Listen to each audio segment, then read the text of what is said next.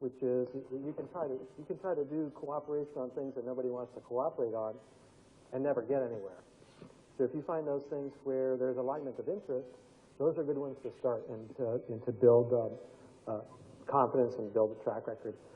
So I'm going to talk more about conflict issues in political military, and I'm going to race through it a bit because there are a number of topics I wanted to get across to this group from what we've been thinking in a larger dialogue with the Russians and the Chinese over the past 3 or 4 years. And as you're looking at conflict, remember that the other side of conflict is the cooperation to manage it. And another sort of interesting factoid is that the lowest point in state-state cooperation is usually at the outbreak of war, because afterwards they have to coordinate their activities, exchange prisoners, have tacit agreements on how they're going to manage it. So the title of this talk is A Systemic Cyber Defense, Functional Norms to Reduce Cyber Threats. So the overview is basically I'm going to do some context setting, and then I'm going to introduce the notion of a functional norm, and then I'm going to talk about cross-domain and cross-sector deterrence, which is multi-level, goes across a lot of different societal levels, and look at a core political military problem in the cyber impact on nuclear stability. Then may I just interrupt? Is it possible that we also hear what he says, or just raise the... At least I don't hear him very well.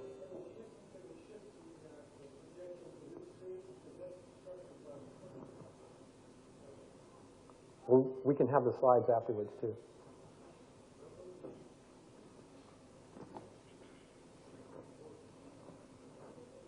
I'll keep talking while you figure it out. So then I'm going to go to a proposal for how to do cyber arms control based on raising the assurance level in order to take offensive capabilities off the table, and then have some conclusions that talk to my comment yesterday about possible cyber winter. So if you look at cyber, it's probably the most complex policy area that people have ever faced, because it cuts across all these sectors of human activity and then goes back into the supply chain. So this chart tries to lay out some boxes where there's cyber issues. And at the top we have governance areas, and there's activity in all of these boxes. We have the cyberspace layer where things are going on. There's the physical layer that enables it with computers and networks and so forth. And then we've got business activity and dialogues and military and intelligence activity and information processes, and knowledge gets formed and transferred, and value systems are reflected, and there's political discourse. And below that is really the supply chain. There's a whole supply chain question of how that works, who controls that, what are the standards, and so forth. And basically, if you're a policy person or an analyst, you should have a story for all of these boxes. And if you don't, if you have gaps, then you should think about what you do there. This is another way to look at it. And so these are interaction layers that are exposed by cyber technologies. As we incorporate computation and networking into societal systems, we now bring those attack surfaces to those systems.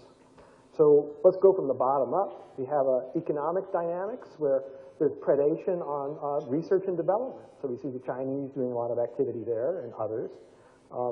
There's the technology, the operation of the ICT, the networks and the end computers and the practices and so forth. And we have, the Snowden stuff to tell us about activity in the network to do things there.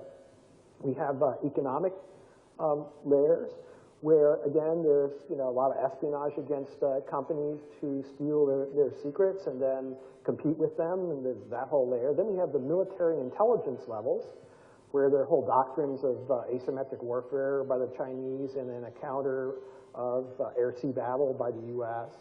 We don't hear that much about what the intelligence on intelligence operations look like, but you can be sure there's plenty of it. We then have the criminality layer, where there's cybercrime going on and cooperation and things in order to deal with that. And then we get up to the political layer, where we have dialogues, we have impacts on political systems, we may have information operations in order to influence political outcomes, which we've seen some of that. And at the highest level, we have sort of ideation and value systems and cultural dynamics.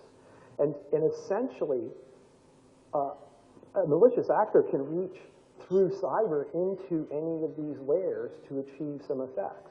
So you need to be thinking about how do you defend, what are the threats and what's going on, as opposed to just looking at a narrow layer. So the consequences of this are accelerating instability in international security systems. And what's going on is that whereas you had to have physical proximity in the old days to have a war with somebody else, basically, get the armies into proximity, now you can have global reach over the network and also scalability because you can do this all in sort of a computer space, and then you can produce precision effects. And that exposes vast attack surfaces which are impractical to defend comprehensively. So there's whole new areas of vulnerability, and there's interstate competition taking advantage of undefended societal attack surfaces. And there's poor awareness. We don't really know how to defend against this. We're only sort of figuring out that it's there, and so it's a big challenge. So in terms of conflict among states, the older security architectures we have are not so stable and are less effective at containing conflict, and moreover, it can occur at lower thresholds, which we don't respond to below the level of LOAC, this is laws of armed conflict.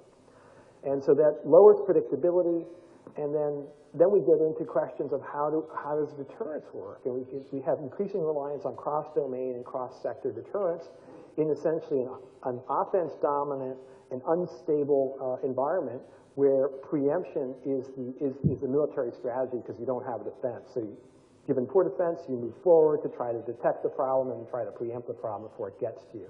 And when everybody does that, you get into arms race and insecurity dilemmas. And then it also occurs at the level of national champions that are promoted in order to gain influence or change standards.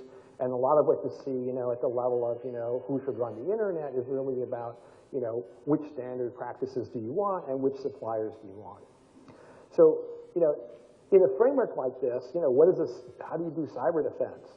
So there's really two pieces. There's the domestic approach, which people talk about a lot, and then there's the international approach. So for the domestic approach, you want to have a threat model so you know who are the actors that you're worried about, what are their motivations and capabilities, and then you design a security and resilience architecture which is going to address those and defend the important societal systems, say critical infrastructures. And then you have a strategy that's going to implement the security architecture and resilience architecture, which is going to be means-ends approach to achieve objectives. And then you need to have monitoring and feedback to see if it's working. When you do that, you can identify the critical actors who need to do something, that have the capability to act. And this is very important because if you don't know who they are and why they have to act, you're not going to be able to convince them to do anything, which is the fifth point, which is how do I incentivize these guys? If I know they're important and only one guy can do it, let's say the telecom guy has to do something, then you can explain it to him based on criticality. But when you do all of this and you try to defend your critical infrastructure, it's going to be residual risk that you haven't accounted for. These are the things that you can't defend against. So you need to do an analysis to see what you have in terms of residual risk and what are the consequences. And then you come up with deterrence architectures and alliances in order to mitigate those risks. So you may have declaratory policies that say, if you take out my power grid, I'm going to do something to you. You may have early warning to see when it's coming and then try to do something there. And then you may have preemption. And this all applies also at the military level. So there's destabilization, how the state postures are interacting. In particular, there's a momentum question of if your cyber infrastructure starts getting taken out, is it time to go use your forces before you can't act at all? And so that's a dangerous kind of situation. So in this context, I'm proposing the notion of functional cyber norms. And in norm definitions, you have two kinds. Right? One is a rule encouraging a desirable practice, and another is a rule that describes some actual practice or behavior. For the functional norm, the basis of it is for threat reduction. You identify a specific threat, and then you engineer a norm that's going to help you reduce that threat, rather than having shared values and interests, and they're sort of general, or going to international law, which are again sort of general. And essentially, for the functional norm, you're going to have a model of the threat or benefit you're looking at. You're going to try to scientifically, empirically validate it, and then you're going to be able to give a good argument for why someone should accept this norm and how it stabilizes a system. So that's the kind of view we want to take here. And I turn to cross-sector responses. So given that there are these multiple levels, if the state is unhappy with another state, it may signal that by responding with some cross-sectoral response. So if I don't like a political situation, I may do an economic response. Or if I don't like some economic response, I may do political. So, or I may do a technical and economic one. And so when you're doing these cross-domain responses, you can affect the other guy where he's weak and you're strong. And so that handles asymmetric questions. And then there's another one which I became aware of after the first one, which is the cross-domain response in the military case. So the military case, you may have asymmetrical force structures. And so a response, in one level, for example, he takes out your satellite, so you're not happy about it, but the other guy has no satellite. So you take out the functionally equivalent system on the ground, right? And so it's how do I do those proportionality trade-offs across different, military domains of land, sea, air, and cyber. And again, in both of these cases, we have a proportionality question of how do I know that I'm doing something that the response is the right level so I'm not escalating. So these are the assumptions necessary for effective cross-sector deterrence. It's really similar to normal deterrence that, you want to be able to, deterrence is a threat of an adverse response or outcome associated with potential action. It involves punishment, denial of benefits, or entanglement. So for example, in US-China, because there's so much economic involvement, both of them are self-deterred because they don't want to take the consequences of disrupting a relationship. And the state to be deterred has to evaluate the consequences, adjust behavior based on the evaluation, and possess the institutional capacity to perform the evaluation and adjustment. And these assumptions aren't always true. Moreover, the cross-sector threat must be credible, perceived as a commensurate with the action that precipitated it, and be recognized as a deterrent move by their belligerents. Oftentimes in the US-China case, the Chinese think of it as, imperialist coercion, rather than a deterrent signal. So there could be cultural problems there as well. So this leads to a problem that you can get escalatory pressure when you have miscommunication and the judgments the response has a higher conflict level than the initial action. And then you can get into cycles basically that push up escalation. And this increases, with the error of asymmetry of political and economic system, poor intelligence and economic analysis capabilities, and potential for unintended impacts that weren't foreseen. So the functional norm to address this is to say, let's develop scales for hostility and altruism that will reduce escalatory pressure and reduce the risk of miscalculation.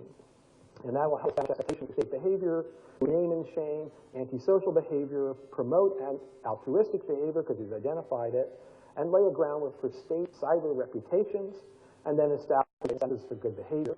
And the thing about it is everybody can have a scale, and people, states can cluster around the scales that they like. So when we have the information security focus of the Russians and the Chinese, they can have their own. The Western guys that are focused on, the cybersecurity of their system, they can have theirs. And it allows the various actors to then calibrate. One of the key tricks that this does is it sidesteps the problem of declaratory policy that states don't want to say precisely what they would do because they want to maintain strategic ambiguity. And so since it's clustered around a group of states, we don't actually know what the precise response would be, so it maintains strategic ambiguity. So this is a scale of severity based in part on the Talon manual. This gives you an idea of how you measure, the seriousness of a cyber, action. And, basically scale, scope, duration, cumulativity, intent, responsibility, and systemic relevance is at a core part of my system. Can you recover? How fast is it coming at me? So I'm going to turn to the nuclear question now, and we'll see a little bit in at the end on this. So there's a lot of cyber in nuclear systems. We have a number of nuclear powers, and India is one. And usually these systems are set up to deter the other guy from launching, and so you have a balance. But they can be destabilized if there's cyber attacks, and these may not be, hacking. They may be kinetic or any other kinds of means of disrupting a cyber component like command and control, early warning, space or ground assets, missile defense, and to the extent consequences, which triggers arms races as I try to have more capability so that I am more assured of having some residual surviving forces, or it can drive greater economies. So I distribute launch authority because I'm not sure command and control is going to work for me, and then you get instability. So that's a risk. And then there's the problem of catalytic actors who may get in the mix. So what if I depend on telecom core in order to run my command and control, and a random actor comes in and breaks the telecom core in the middle of a crisis, and then I think it's the other guy, but it's not. It's a third party catalyzing this. That's a bad situation and needs to be addressed. And then, of course, there's the subversion of positive control, and the catalytic actor is busy launching nukes and doing things, so that's pretty unlikely, but bad idea. So here, which is to develop a set of best practices for nuclear weapon states, and there has been a fair bit of this. Insulating nuclear systems from exogenous computer network attack, hardening critical external ICT systems, strengthening resilience in early warning systems, assuring positive control cryptographically, developing cross-correlated early warning systems so I can spot sensor spoofing attacks, and then establish peacetime norms where computer network attack against any of these systems is not allowed. If you're doing that, you're getting in trouble. We've seen some of that with the Russian declaratory policy, and then the U.S. basically followed suit. That if you mess with our stuff, we reserve the right to nuke you. And then assistance for those that are not as capable, and if you have irresponsible states, you really do want to not have them causing trouble. So I turn to the cyber arms control. This is basically pretty simple. The basic idea is that you have to get a lot of agreements to get the other actors to not do cyber attacks.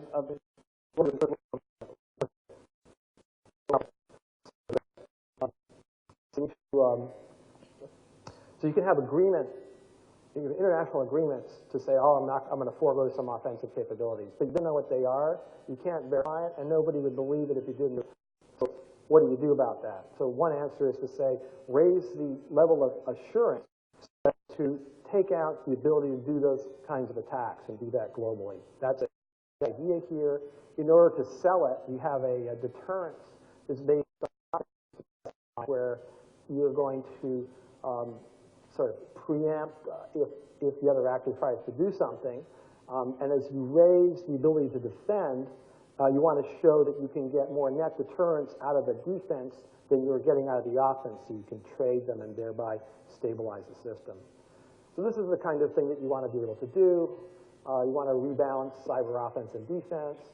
And the idea is to bring these curves down and get off of the, so you have an exponential increasing secure by design approach that addresses the proliferating vulnerability and the proliferating business models and brings things down and addresses the non-convergent threat. This slide basically says one way to do this is via secure open source initiatives that are shared internationally. You can also do it by data sharing. This slide talks about how you can do data sharing and improve the quality of data sharing so as to invalidate the attacks faster so you can't replay them and amortize them better. And then in the conclusion, basically there's an interesting study that the Defense Science Board came out on resilient military systems and advanced cyber threat, which has the recommendation to DoD, which says that tells DoD it should have some cyber-resilient conventional and nuclear forces because it's got a big problem here.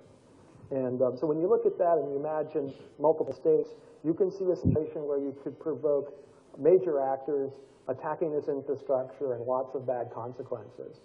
So in terms of a response, the suggestion is to stabilize major power cyber interaction and coordinate imposition of behavioral norms on lesser actors, and then raise technical barriers to entry. And the slides will be available to give you a little bit more detail. But that's the general idea that we've been looking at. And there's actually a lot more detail and more elements that we didn't get John, to. I'm just about to be fired from my position. Thank you for bearing with me. Thank you, John. I would argue with some points, but let's continue with our discussion. Jennifer, would you take over? Thanks so much. So I'm very happy to be here. I was formerly a visiting fellow at the Deliver Research Foundation. So it's great to be among friends and former colleagues for a conference